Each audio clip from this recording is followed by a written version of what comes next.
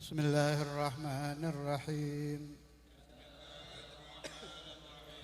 التحيات المباركات الصلوات الطيبات لله.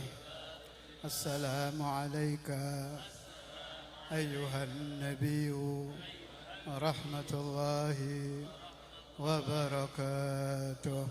السلام عليك أيها النبي ورحمة الله وبركاته. السلام عليك أيها النبي ورحمة الله وبركاته. السلام علينا وعلى عباد الله الصالحين. أشهد أن لا إله إلا الله. أشهد أن لا إله إلا الله. أشهد أن لا إله إلا الله. وأشهد أن سيدنا محمدًا رسول الله. اللهم صل على سيدنا محمد وعلى آل سيدنا محمد كما صليت على سيدنا إبراهيم وعلى آل سيدنا إبراهيم وبارك على سيدنا محمد وعلى آل سيدنا محمد كما باركت على سيدنا إبراهيم وعلى آل سيدنا إبراهيم في العالمين إنك حميد مجيد. اللهم اهدنا فيمن هديت وعافنا فيمن عافيت وتولنا فيمن توليت وبارك لنا فيما أعطيت وقنا واصرف عنا شر ما قضيت وقنا واصرف عنا شر ما قضيت وقنا واصرف عنا برحمتك شر ما قضيت وإنك تقضي ولا يقضى عليك وإنه لا يذل من واليت ولا يعز من عاديت. تباركت ربنا وتعاليت فلك الحمد على ما قضيت. نستغفرك ونتوب إليك. وصلى الله على سيدنا محمد النبي الأمي وعلى آله وصحبه وسلم والحمد لله رب العالمين. Malam ini pembukaan majelis ta'lim Kakanda Al-Ustaz Ahmad Al-Idrus.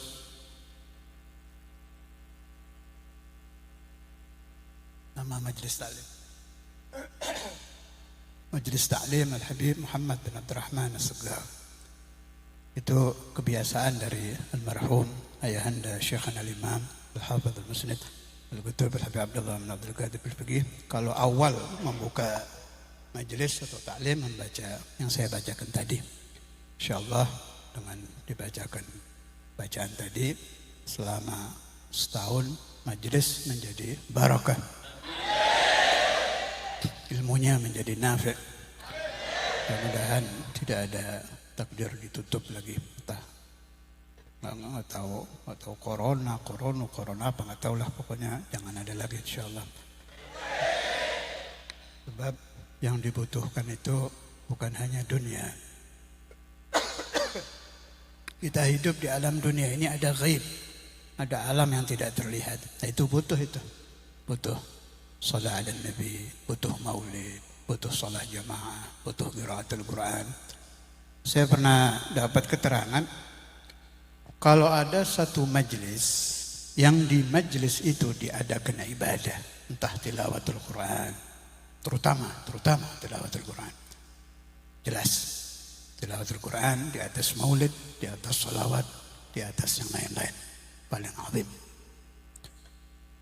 Di bawah itu dibacakan maulidun Nabi, dibacakan salawat ala Nabi. Itu tidak terlihat ada anwar ilahiyah, ada cahaya yang naik. Terkumpul di alamul malakut, nanti sama Allah disebar ini cahaya ini. Dicari umat Nabi Muhammad yang kehidupannya tidak ibadah, diturunkan di situ. Saya ulangi sebab ini penting. Jadi orang ibadah itu dakwah, cuma dia tidak tahu. Saya ulang ya. Orang mengadakan maulid Nabi itu dakwah, tapi tidak terlihat. Jauh lebih manfaat dari yang teriak-teriak di mimbar. Bukan saya berkata teriak-teriak nggak penting. Yang khatib harus ada, harus dilestarikan, diperbanyak. Tapi saya bicara nabi. Saya ulangi ya. Tidak ada satu ibadah di satu majlis, entah tilawatul Quran, entah maulidun Nabi, mau habsyi di apa saja, entah istighfar, entah dalailul khairat, entah burdah. Nanti naik kita, cahayanya naik, cuma tidak terlihat mata. Dikumpulkan oleh Allah Ta'ala di alamul malakut di atas, dijalankan sama Allah. Dicari umat-umat yang sedang ghaflah, yang sedang lalai, yang sedang maksiat, yang sedang tidak ingat kepada Allah, diturunkan di situ. Nah, ini turun menjadikan hati-hati orang tadi berubah menjadi orang-orang baik. Ini rajanya dakwah, ini obat ini. Dan lebih dekat kepada ikhlas. Orang kalau sudah ceramah itu hati-hati itu, setannya besar itu, harus bisa jaga hati. Tapi kalau orang maulid kan lainnya, yang diingat Nabi, yang diingat syafaatul Rasul, yang diingat dosanya sendiri. Itu tolong dipahami, diterangkan. Jadi penutupan majelis meskipun harus bahaya betul. Bahaya ya Allah. Orang bisa rusak nanti. Bahaya. Jadi tidak ditutup. Kalau lagi ada corona juga bahaya. Repot tidak. Mudah-mudahan saja corona cepat habis. Diangkat oleh Allah Subhanahu wa taala. Kita ahlu tauhid punya keyakinan la yarfa'ul waba illallah. Jadi termasuk makna la ilaha illallah. Itu salah satu artinya, tidak ada yang mengangkat wabah illallah kecuali Allah. Karena itu mulai bulan ini juga Ustaz Ahmad akan mengajarkan tauhid sedikit-sedikit. Penting, tauhid itu penting, itu sangat penting. Malah boleh dibilang ilmu yang paling penting adalah la ilaha illallah. Ini yang sedang rame ya. Ada 1000 jenazah corona dijejer. 1 mati karena corona, 2, 3, 100, 200 sampai 1000. Itu yang matinya ada la ilaha illallah dakhalal jannah. Tapi kalau yang mati karena corona tidak ada la ilaha illallah, enggak ada urusan, tetap finnar. Mau dia matinya sakit, mau dia azab, dakhalan nar. Kalau hatinya tidak ada la ilaha illallah. Karena itu harus, udah mau tidak mau, harus ada pemahaman la ilaha illallah, itu harus dipahami. Meskipun cukup dengan satu dalil, karena ada dalam aqaid Ahlussunnah wal Jamaah namanya dalil jumali, dalil jumlah, mendalili sifat 20 dengan satu dalil, cukup. Sebetulnya Kalau kita berpikir kesian, ini orang matinya diadab, mati kena corona, dakhalan nar lagi, kan kesian. Karena itu harus yang punya anak, anaknya harus diberi pemahaman la ilaha illallah. Yang punya istri, istrinya harus diberi pemahaman la ilaha illallah. Yang usianya sudah tua harus cepat-cepat memahami la ilaha illallah. Bismillahirrahmanirrahim. Nawaitu ta'alluma wat-ta'lima wat-tadhakkura wat-tadhkira wan-naf'a wal-intifa'a wal-ifadata wal-istifada wal-hatha ala tamassuki bikitabillahi wa sunnati rasulihi sallallahu alaihi wasallam wad-du'a ila al-huda wad-dilalata ala al-khairi ibtigha'a mardatihi wa qurbihi wa thawabihi وحسن الخاتمة مع اللطف والعافية وصلاح العاقبة إلى حضرة النبي المصطفى سيدنا محمد رسول الله صلى الله عليه وسلم ضمن أرى جميع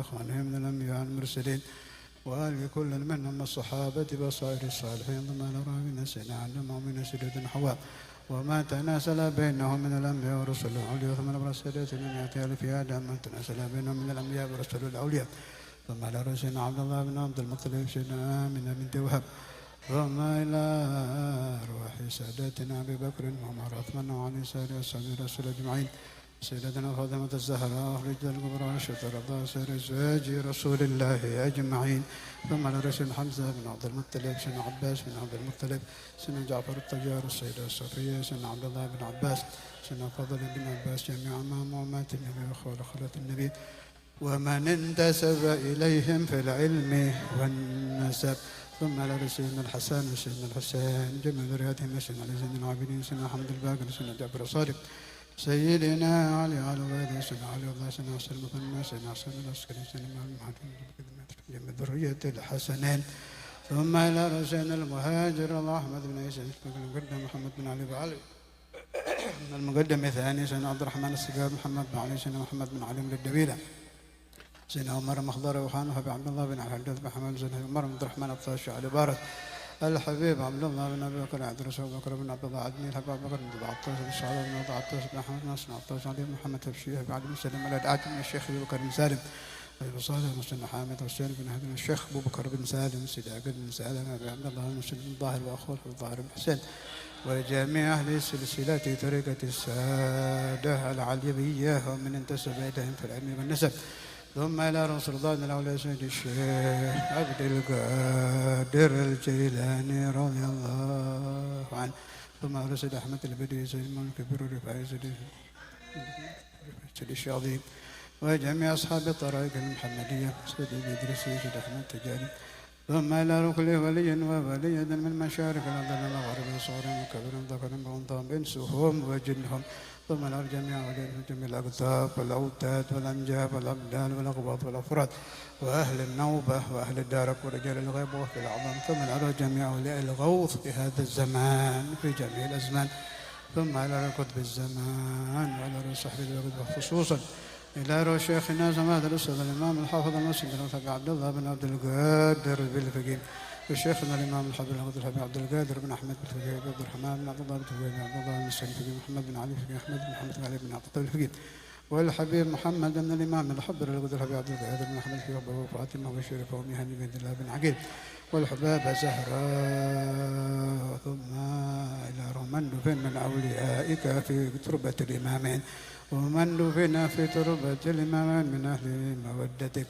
ثم لرسيدك سعيد بن أرميا سيدك أرميا بن كردي سيدك كرد ثم للبصر برونو بسوم برونو بسطر برونو بهدد بسطر مجنجل مجتر مجتر قسم فانجم سنن كالجغو مولانا شريف هداية الله ثم إلى خصوصا سلطان الأولياء مولانا الشريف هداية الله مولانا رحمة الله عن بال مولانا مالك إبراهيم مولانا جيري مولانا بنا مولانا درجات مولانا كل جوا مولانا مريم من كل سمرنا من شخص ذكر من جمال كبرى من برم اسمرا مولانا سكمنا بروي سيد فاطمة بنت ميمون وصولهم وفروعهم وخلفائهم ومن انتسب إليهم في العلم والنسب ثم على صاحب المولد بعد بن محمد الحبشي صاحب البر الإمام البورسلي صاحب الدلائل الإمام الجزولي ثم إلى جميع علماء وأولياء أهل السنة والجماعة ثم إلى الحبيب الإمام القطب محمد بن عبد الرحمن السقاف خاصة وجميع أولياء في عند الرماج والحبيب والسن وأربعة تام جمع ذكر في جكر علي بن سليم وعلي بن سليم الطيب سعد من جنة سويف محمد وسويفكم سويف تريدتان ثم إلى روي الحبيب الإمام القطب أبو بكر بن محمد السقاف وعلي بن محمد بن هاشم السقاف جمع ذكر في قرسيل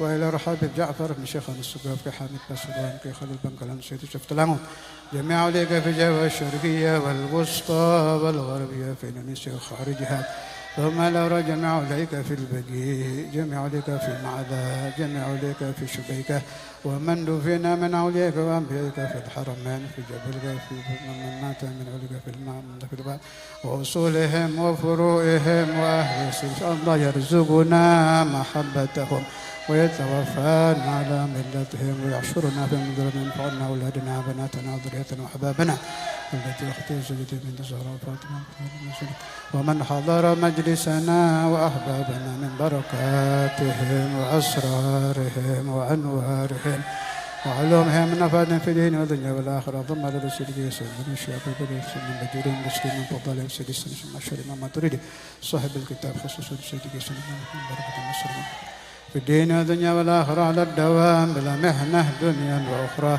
وإلى حضرة النبي محمد صلى الله عليه وسلم الفاتحة أعوذ بالله من الشيطان الرجيم بسم الله الحمد لله رب العالمين الرحمن الرحيم مالك يوم الدين إياك نعبد وإياك نستعين اهدنا الصراط المستقيم صراط الذين أنعمت عليهم غير المغضوب عليهم ولا الضالين